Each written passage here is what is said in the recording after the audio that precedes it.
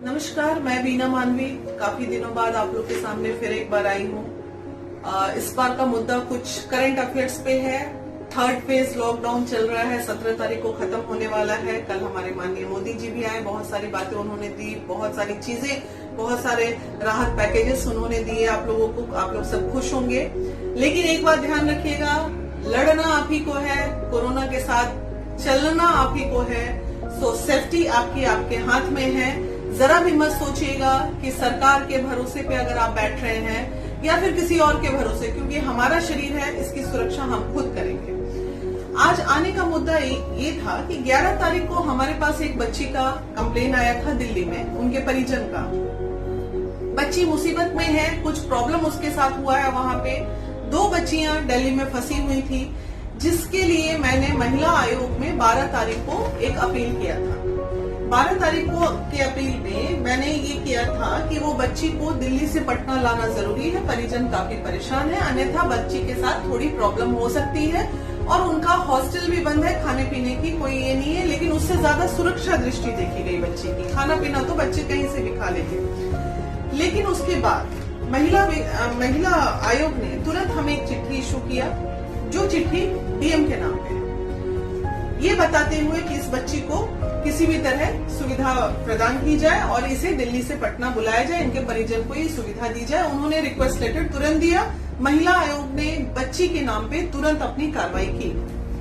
लेकिन जैसे ही सुबह आज का अखबार मैंने देखा तो इसमें डायरेक्ट कुछ पॉइंट्स लिखे हुए थे, निजी वाहनों से चलना या फिर बच्चों को कैसे लाना, सारा पॉइंट्स लिखा हुआ है। बहुत खास बात, आप इस फोन को दिन भर ट्राई कीजिए, ये फोन लगता नहीं है। उसके बाद जो पॉलिसी यहाँ दी हुई है कि आप बच्चे को कैसे ला सकते हैं या परिजन को या किसी को भी कहीं से लाना है निजी वाहनों से, तो उसमें कुछ भी काम नहीं हो रहा है। तब जाके मैं ये एप्लीकेशन लेके अपनी टीम के साथ आज मैं डीएम ऑफिस गई।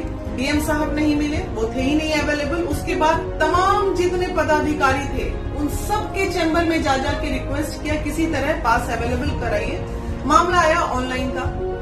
ऑनलाइन का मुझे पता है, पिछले 1 हफ्ते से 10 दिन से बाकी लोगों से भी सुन रहे हैं, ऑनलाइन में बहुत सारे प्रॉब्लम्स हैं, जिसकी वजह से ऑनलाइन पासेस अवेलेबल करने में परेशानी होती है। अगर आप कोई वीआईपी नहीं है तो, अगर वीआईपी है तो तुरंत हो जाएगा। जैसे ही 50 लफड़े उसमें आपको दिखेंगे, जैसे ही आप ऑनलाइन फॉर्म फिलअप करने जाते हैं तो उसमें नंबर 1, नंबर 2, नंबर 3 के बाद एक ऑप्शन आता है कि आप स्कैन करके अपने डिटेल्स को डालें। उसके बाद ऑप्शन आता है कि आप अपना मेडिकल सर्टिफिकेट डालें, फिटनेस का, वो भी इधर उधर का नहीं, सरकारी अस्पताल का।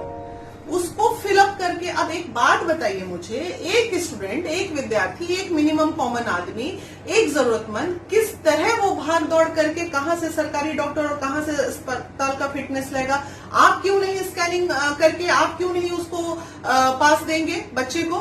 तो ये सब परेशानियां जब आज मैंने देखी, और ये तमाम पॉलिसीज जो हमारा सरकार पेपर में मात्र मीडिया में देखने के लिए, ये तमाम चीजें आई वॉश है।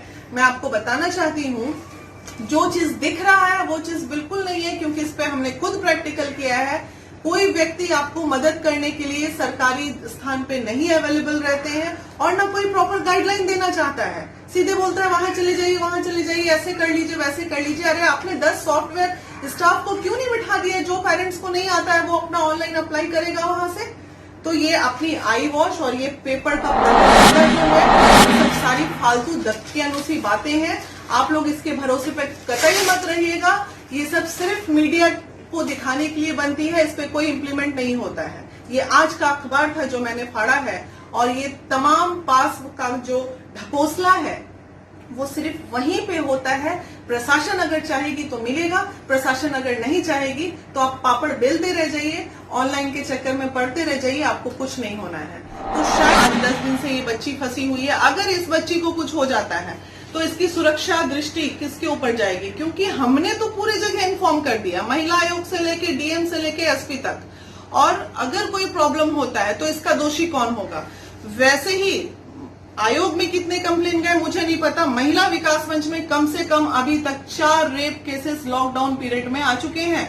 4 रेप केसेस, जिसका 2 का जीता जागता एग्जाम्पल पूरे प्रूफ के साथ हमारे पास है। लेकिन कहीं न्यूज में बातें नहीं आई ये सब तमाम बातें।